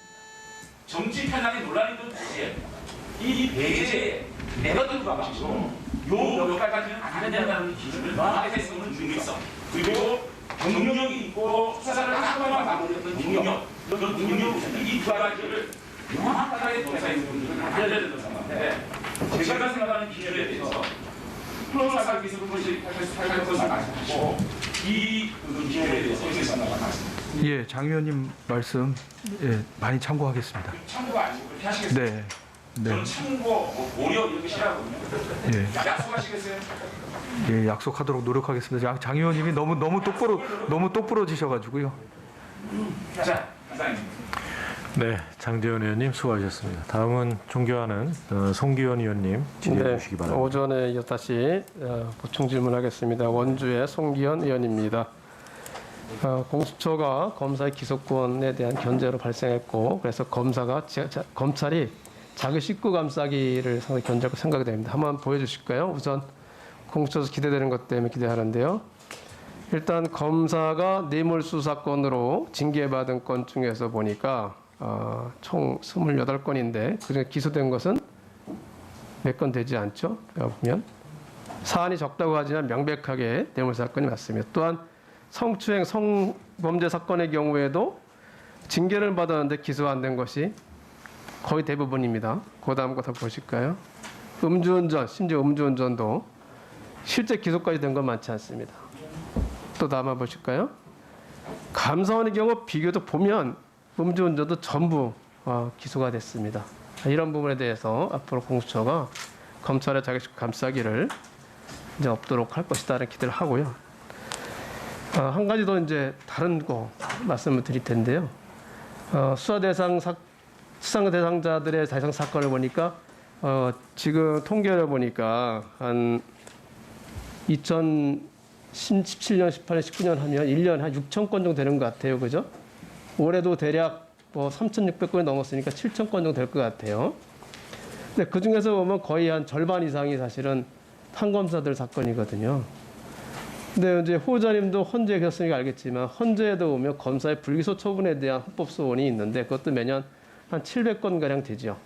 예. 예, 그 중에서 실제로 인용되는 건 한 8% 정도밖에 되지 않아요. 예. 그 후보자님께서 아시겠지만 헌법소원의 상당 부분은 자기가 원하는 결론에 도달하지 않았을 때 거기에 제기하는 것이 굉장히 많거든요. 실제로 판검사들에 대한 고소고발 사건도 그런 것이 굉장히 많습니다. 검사들에 대한 범죄 기소율이 0.1%라는 것, 사실 이런 부분이 굉장히 많은 역할을 합니다. 이 자리에도 현직 경험이 있으신 분들께서는 아마 잘 아실 건데 한 번씩은, 한두 번씩은 다 아마 고소고발을 당해 보셨을 거예요. 현재에 계시면. 자기한테 불리하면 고소 많이 합니다. 되게 결론이. 근데 문제는 거기에 있는 것 같아요. 이것이 다 공수처 사건이 되기 때문에 이것을 다 공수처가 할 수는 없습니다. 그러면 우리 걱정되는 건 뭐냐면 그중에서 공수처가 자의적으로 선택해서 몇 건의 사건을 수사를 할지도 모른다는 생각을 저는 하게 되는 거예요. 여기에 대해서 우리 후보자님께서는 어떤 기준이나 생각하신 바가 있습니까? 네. 사실은 이제 그 부분에 대해서는 외국의 사례, 특히 저 선진국 사례가 도움이 될 것이라고 생각하고요.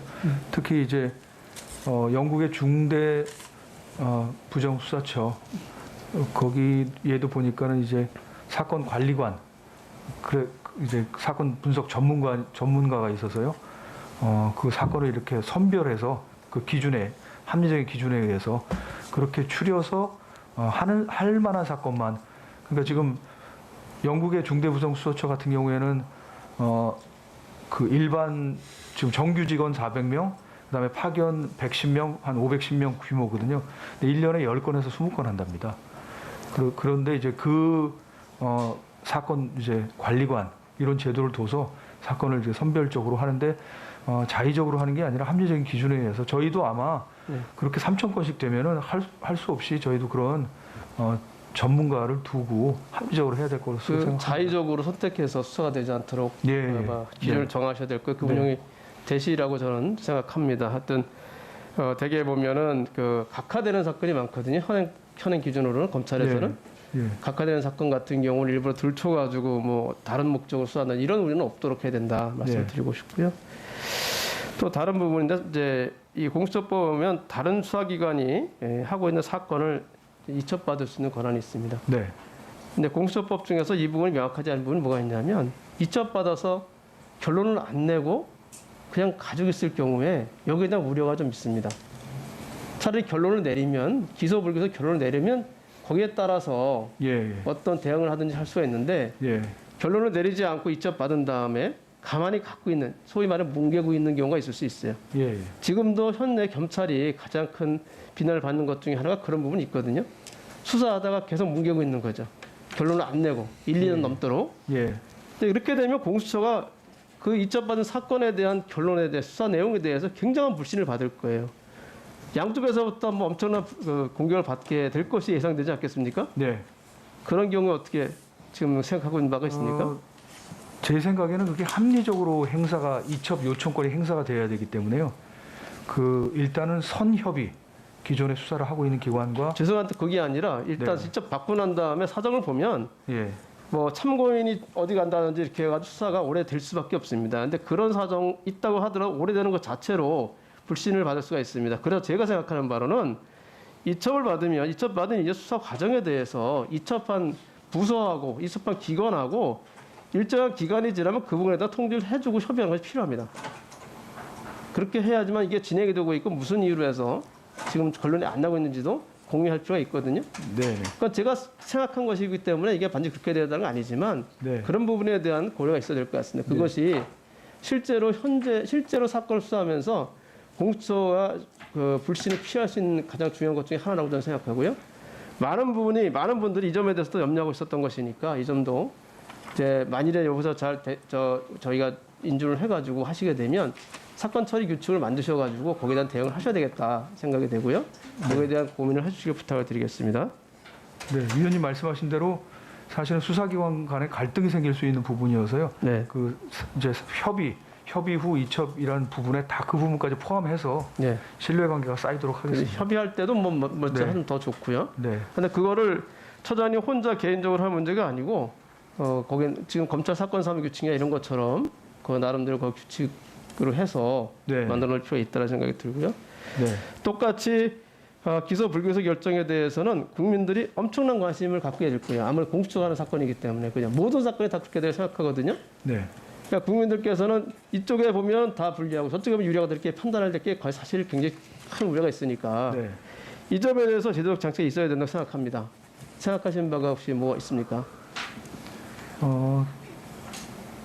공수처장의 권한이 너무 많다 이런 지적도 많으십니다. 그래서 제 생각에도 공수처장의 권한 행사를 할 때 그런 중요한 결정들을 할 때 그 결정에 견제를 하거나 자문을 하거나 뭐 이런 장치가 내부적인 장치가 좀 제도적으로 있는 게 바람직하지 않나 이렇게 생각을 합니다. 내부적으로 규칙을 마련하시는데 입법상이라고 하면 공수처가 입법적으로 네네. 명확히 하는 것이 네.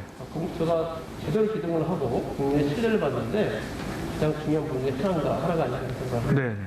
네. 네, 송기현 의원님 수고하셨습니다. 다음은 존경하는 신동근 의원님 질의해 주시기 바랍니다. 예.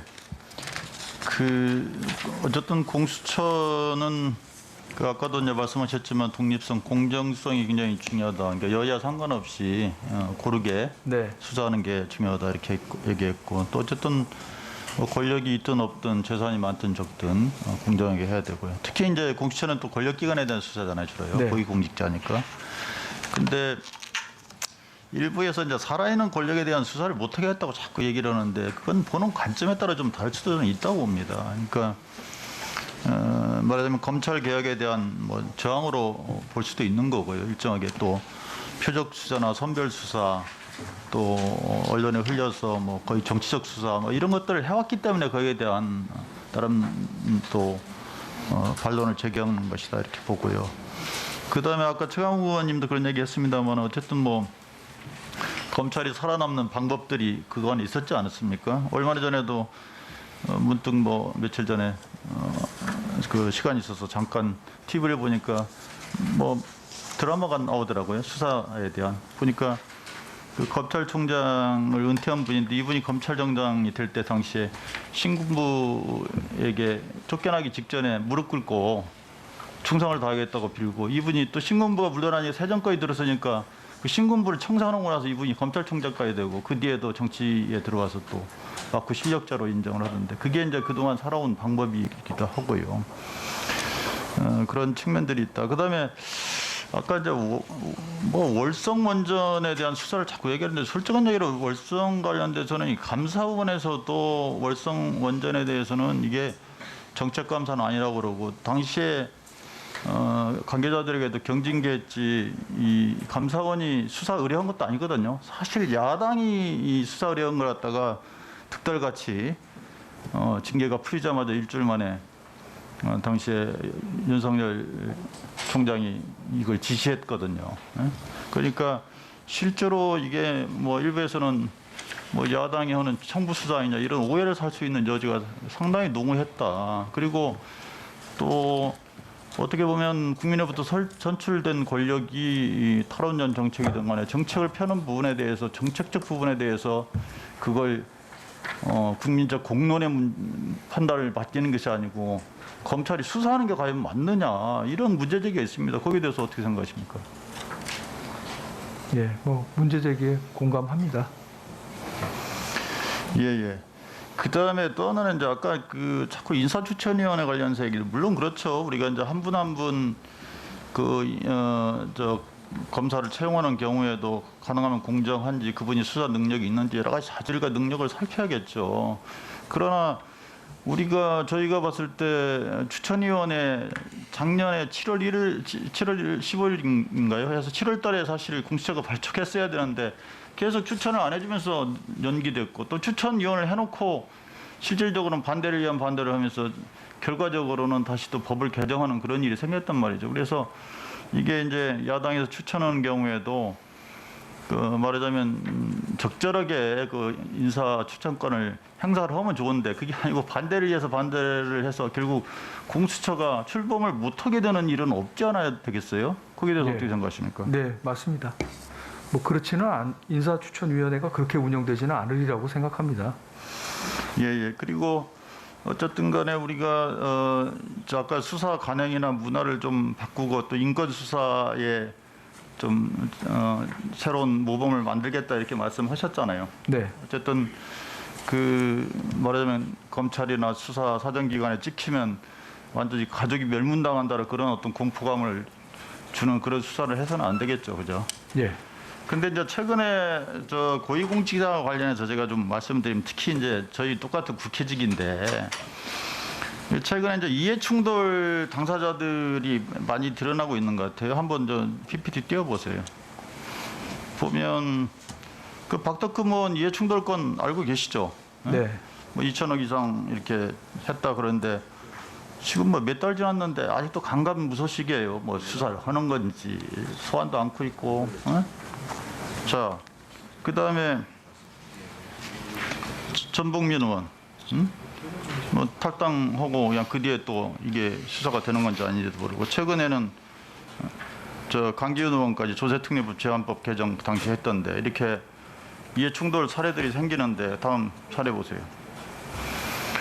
보니까 그 전복민 아버지 이 빌딩에서 이렇게 파쇄시키네요. 보니까 이렇게 막 증거 인멸하고 이렇게 되는데 그 고위공직자들에 대한 특히 뭐 국회직도 포함해서 이런 부분에 대해서 어떤 기준에 의해서 수사할 겁니까?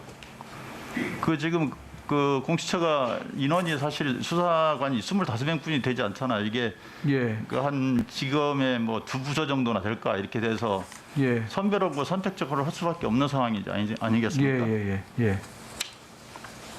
그러니까 예. 공수처는 사실은 검찰하고 수사 권한을 사실은 중첩적으로 가지고 있다고 볼 수 있습니다. 그러니까 일반적인 권한, 모든 수사 대상에 대한 권한은 검찰이 가지고 있고 이제 공수처는 특별히 거기 규정된 이제 고위공직자, 판검사 그리고 이제 고위경찰관 이렇게만 가지고 있으니까요. 저희가 그 법 취지에 맞게 다만 저희도 수사기관으로서 저희가 수사할 능력이 있고 또 수사할 여력이 있는 저희가 다른 사건을 하고 있으면 또 수사 여력이 없기 때문에요. 그걸 고려해서 적절히 국민들이 보셔서 그냥 끄떡끄떡 하실 수 있는 그렇게 저희가 사건을 해야 되지 않을까 싶습니다. 제가 아까 그 마지막에 질문했을 때 말하자면 이게 수사이첩 관련 가이드라인이 물론 이제 아까 저 법 공수처법 24조에 있다 이렇게 하는데 사실 그게 그 명확하지는 않거든요. 좀 더 세부 기준이 세부안을 좀 만들어야겠죠. 만들어야 될 것으로 알고 있습니다. 예, 알겠습니다. 이상입니다. 네, 신동근 의원님 수고하셨습니다. 다음은 존경하는 전주혜 의원님 질의해 주시기 바랍니다. 예. 그 두 번째 질의 좀 시작하기 전에 도덕적인 부분 한 두 가지만 좀 짚고 넘어가겠습니다. 이제 후보자께서 97년 뭐 2월에서 3월, 네. 또 2003년 5월에서 9월까지 위장 전입했던 거는 좀 인정을 하시는 거죠. 실정법- 목적을 떠나서 네, 네. 예, 그 제가 부분은 사정- 지금 이 자리를 빌어서 네. 국민들에게 사과하시는 거죠. 네, 제가 아니, 사과하십니까? 네, 사정이 있었지만 예, 그거는 예, 좀 실정부 나중에 위반, 여쭤보도록 저는, 하겠습니다. 예, 제가 예. 국민의 눈높이에 맞지 않고 고위공직 후보자로서 적절하지 않았다는 점 사과 말씀드립니다. 예. 그런데 그 육아휴직 관련해서 이제 이게 아까 후보자께서 좀 말씀 하신 걸 들어보면 좀 국민적 공감 의식이 좀 떨어진다는 느낌이 들었습니다. 네. 뭐냐면 이게 사실은 이제 해외 연수를 가는 공무원들이 흔히 이용하는 방법입니다. 소위 편법이라는 거거든요. 이제 아까 뭐 내가 뭐 아이를 잘 돌봤기 때문에 뭐 떳떳하다 이제 그렇게도 말씀을 하시는데요. 이제 그 6개월 동안에 이제 육아만 하신 게 아니라 이런 그 교육이나 아니면은 뭐 이런 것도 좀 그 기관에서 하신 거 아닙니까? 뭐 굳이 따지자면 뭐 반반 될까요? 예, 그렇기 때문에 네, 네. 이제 이것이 이제 교육 목적으로도 이제 해외 연수를 가시는 경우가 있어요. 근데 그때 이제 자제분이 또 초등학교 좀 들어갈 나이고 이래서 네.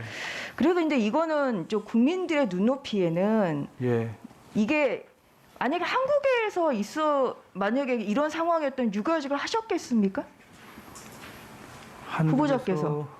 한국에서라면은 예 모르겠습니다. 그 가정적인 안 부분이라서. 하시죠. 예, 공무원들이 주로 해외 연수를 연장하는 아주 편법으로 쓰이는 것이 바로 이 육아휴직이고 이제 그렇기 때문에 이것은 국민의 눈높이에서는 굉장히 부적절하다. 그래서 이제 그런 부분에 있어서 좀 아까 그 답변하신 내용이 국민적인 공감대는 떨어지는 발언이었다. 앞으로 이제 공수처 장임으로 임명이 되신다면 마찬가지로 이게 국민들의 정서, 국민들의 어려움 이런 부분에 충분한 공감대를 가지고 활동을 하셔야 된다. 네. 이런 말씀을 드리겠습니다. 네. 근데 앞서 공수처법의 이제 뭐 위헌성, 뭐 적법성, 그러니까 위헌이냐 아니냐에 대해서 이제 뭐 여러 가지 말씀을 하셨는데요. 근데 그 중에 입법자의 결단이라는 말씀을 하셨습니다. 그리고 아까 또 뭐 적법 절차 중요하다고 말씀을 하셨죠.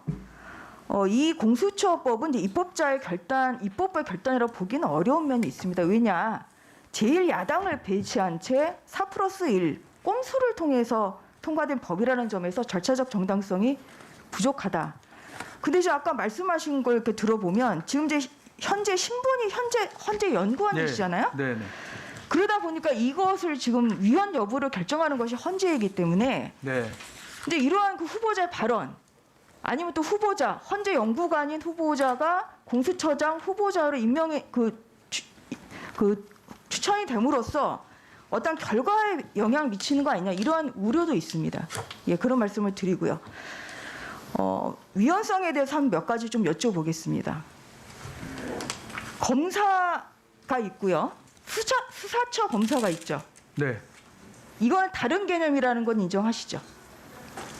공수처법에 의하면은 수사처 검사는 검사와 동일한 직무와 권한을 갖는다 이렇게 알고 있습니다. 근데 제 8조에 보면 이게 검사의 직에 이제 있었던 사람이고요. 그래서 이게 이제 현재는 검사의 신분은 아니죠. 그리고 또 16조에 보면 수사처 검사는 퇴직 후 2년이 지나지 아니하면 검사로 이제 임용이 될 수 없다. 이제 이렇게 지금 되어 있어요. 그래서 일단은 그 검사와 수사처 검사는 지금 구분을 하고 있습니다. 근데 헌법을 보면 체포 구속 압수수색을 할 때는 적법한 절차에 따라 검사의 신청에 의해서 이제 법관이 발부한 영장을 제시를 해야 되고요. 헌법 16조에 보면 마찬가지로 검사의 신청에 의하여 법관이 발부한 영장을 제시해야 한다. 이 공수처법에서 이건 이제 헌법이 더 상위법이잖아요. 네. 헌법에서는 이러한 그 체포, 구속, 뭐 이러한 인신 구속에 대해서는 다 검사에게 그 신청 권한 또 집행 권한을 두고 있습니다. 그러면 수사처 검사 이제 앞으로 임용이 될 텐데 영장 청구 집행 이 부분 위헌성 없습니까? 한번 말씀해 보시겠어요? 지금 12조 3항 말씀하셨는데요. 거기 검사라고 써 있지만 지금 이제 군 검찰관 그리고 특검 분도 영장 청구권이 있다고 법원에서 인정하고 있는 것으로 알고 있습니다. 그래서 지금 수사처 검사가 영장 청구권을 갖느냐 이 부분에 대해서는 아직 한 번도 한 일이 없기 때문에 제가 학술적으로 여러 이제 논문들을 봤는데요.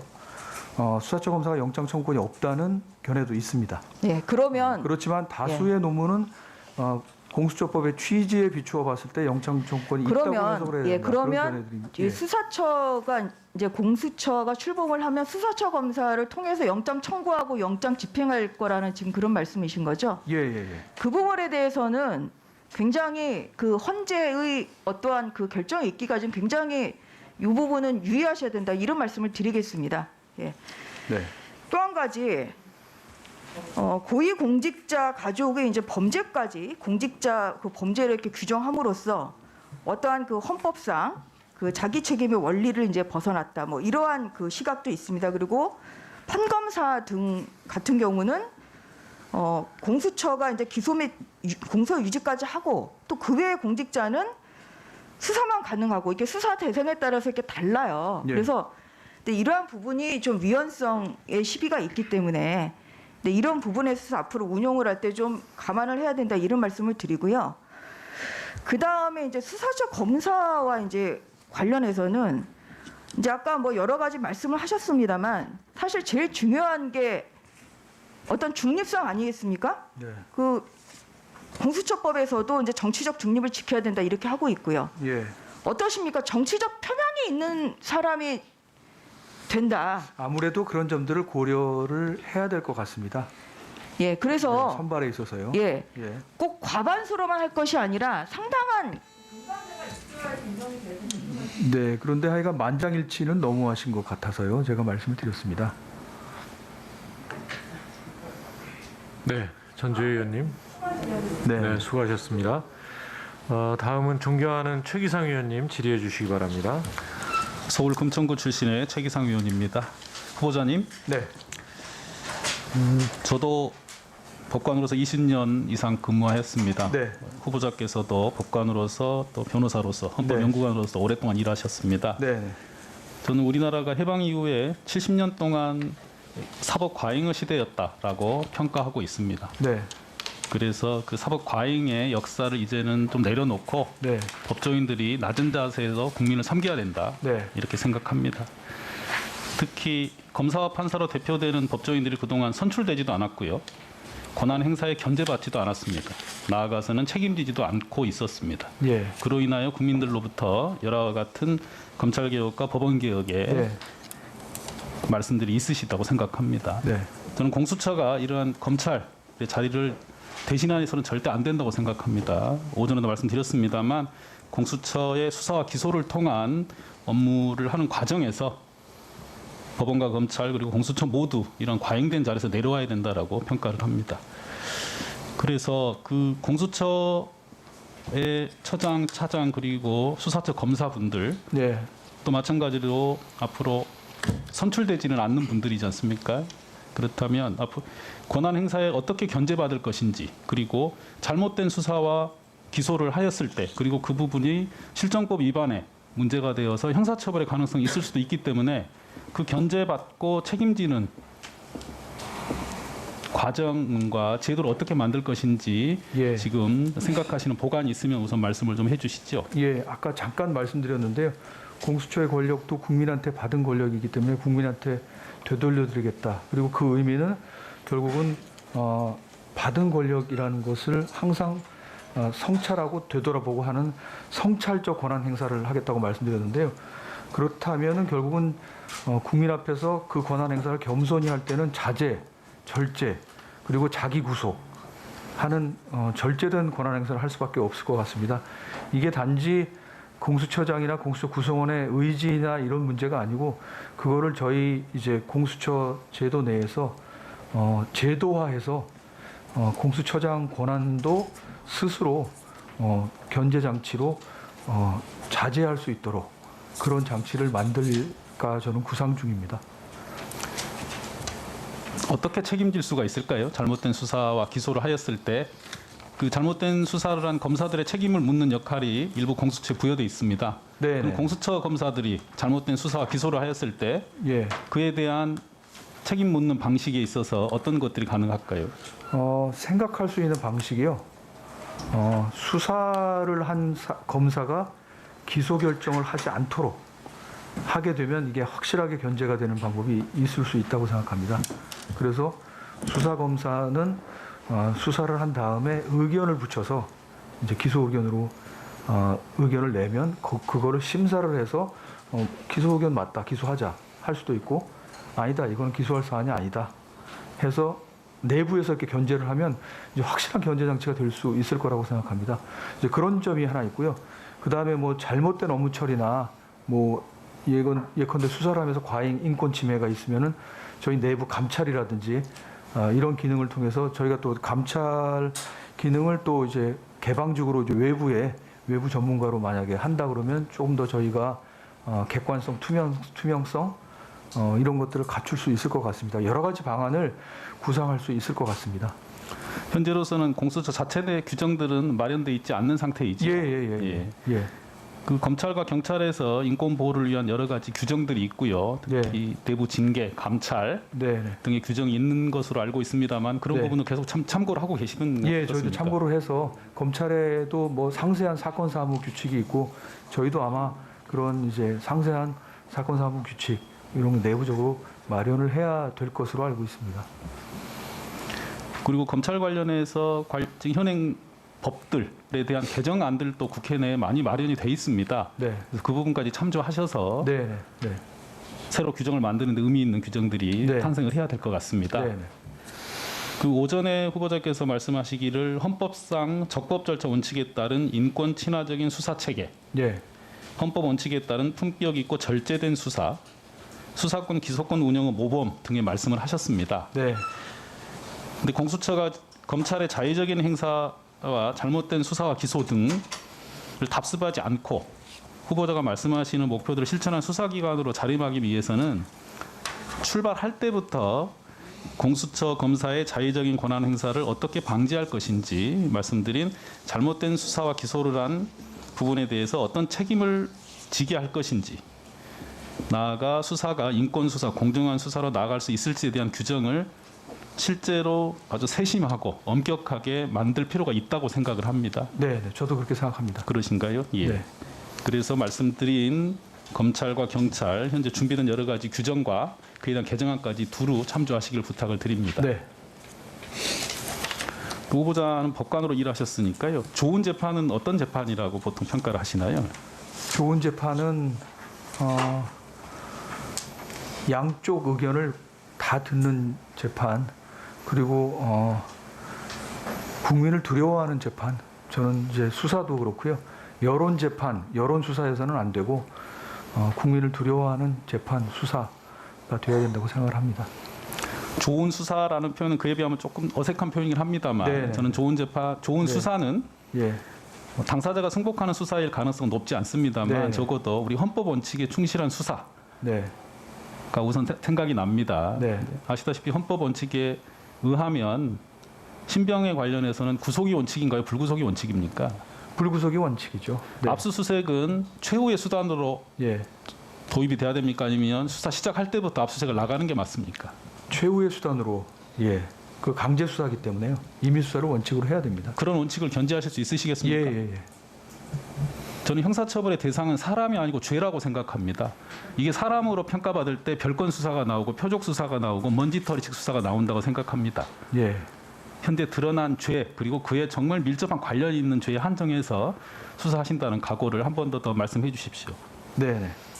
공수처의 수사 아까 말씀드린 대로 여러 가지 견제 장치가 있겠지만 피의자의 방어권을 예를 들어서 변호인의 입회 참여권이라든지 뭐 조서 열람이라든지 이런 것들을 충분히 보장을 하면 그것도 좋은 이제 방안이 될 수, 견제하는 방안이 될 수 있을 것 같습니다. 그런 것들을 저희가 상세하게 제도로서 사건 사무 규칙이나 뭐 다른 규칙으로 규정화해서 실질적으로 시행을 하면 저는 기존의 검찰 수사하고는 완전히 다른 수사가 될 거라고 생각을 합니다. 네, 최기상 의원님 수고하셨습니다. 다음은 김남국 의원님 질의해 주시기 바랍니다. 예, 안산 단원을 국회의원 김남국입니다. 뭐 도덕성과 관련된 부분은 다른 여러 의원님들께서 질문을 해주셨고 충분하게 검증이 되었다라고 생각이 되어서 공수처 운영과 관련된 질문을 이어가도록 하겠습니다. 예, 공수처의 정치적 중립성에 대한 여러 가지 우려 이런 부분을 많이 지적을 하시는 것 같습니다.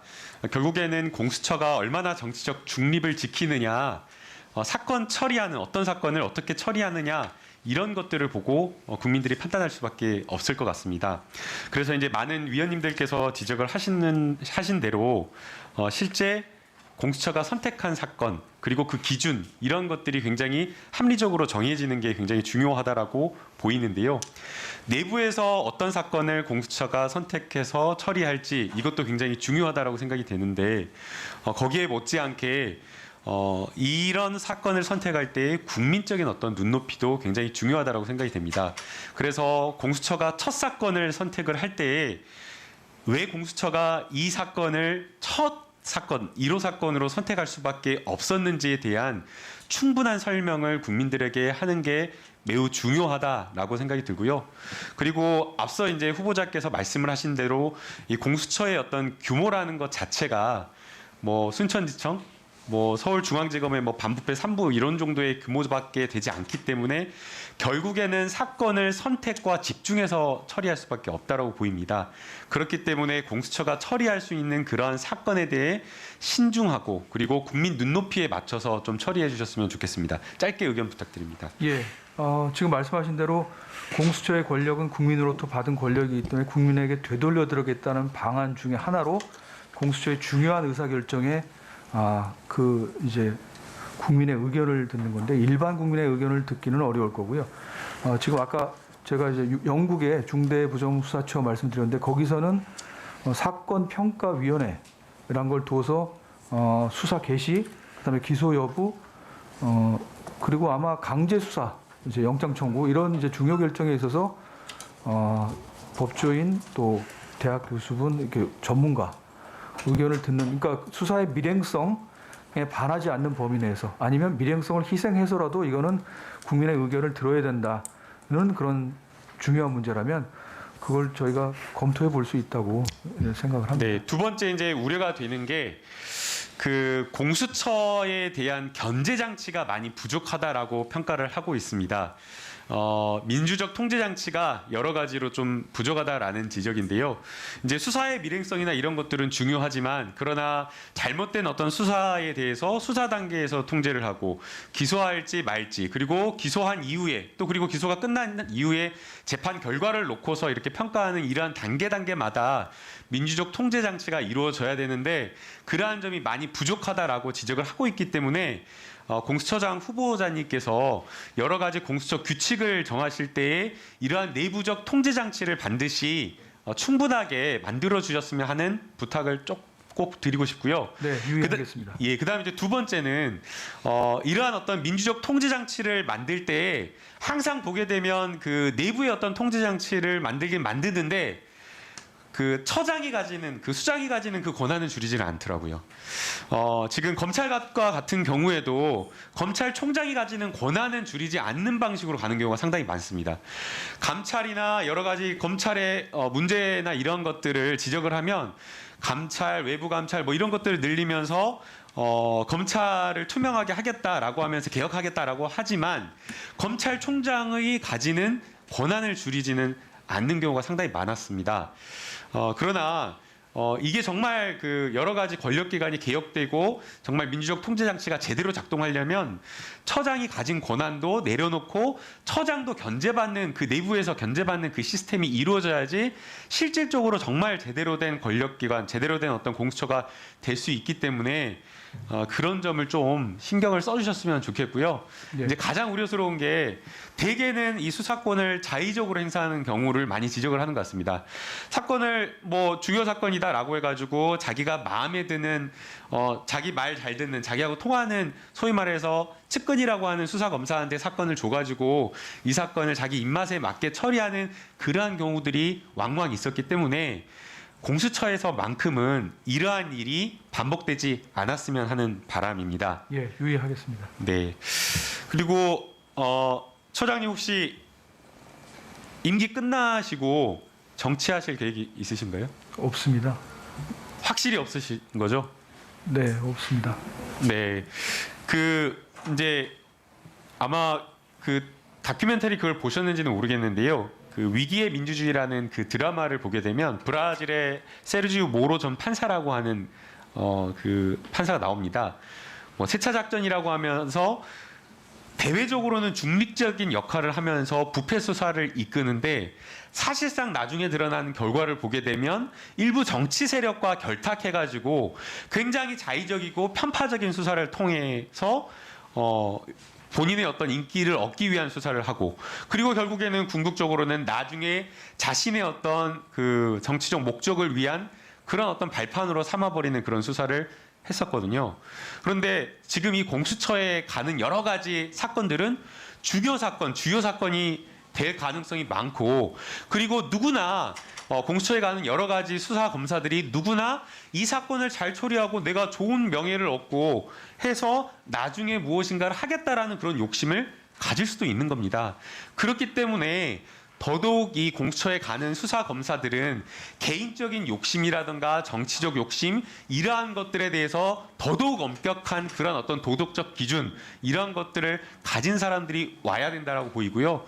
그래서 공수처 수사 검사들이 향후에, 그러니까 임기를 마친 이후에 어떤 진로로 가는지, 이러한 부분에 대해서도 엄격한 기준, 그리고 엄격한 잣대, 이런 것들을 좀 가질 수 있도록 내부 인사 기준을 좀 마련해 주셨으면 하는 바람입니다. 예, 유의하겠습니다.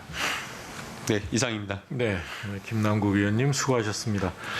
예, 또 국회 방역 지침에 따라서 네.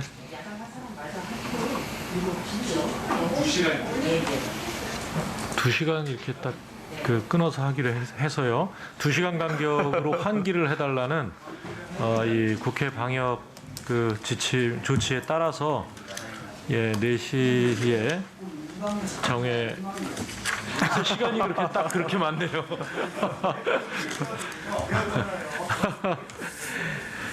예, 잠시 정회를 했다가 4시 30분에 속개를 하도록 하겠습니다. 속개하는 회의에서는 이 대기 중인 참고인 김성우에 대한 신문을 먼저 실시하고 이어서 보충 질의를 계속하도록 하겠습니다. 그러면 정회를 선포합니다.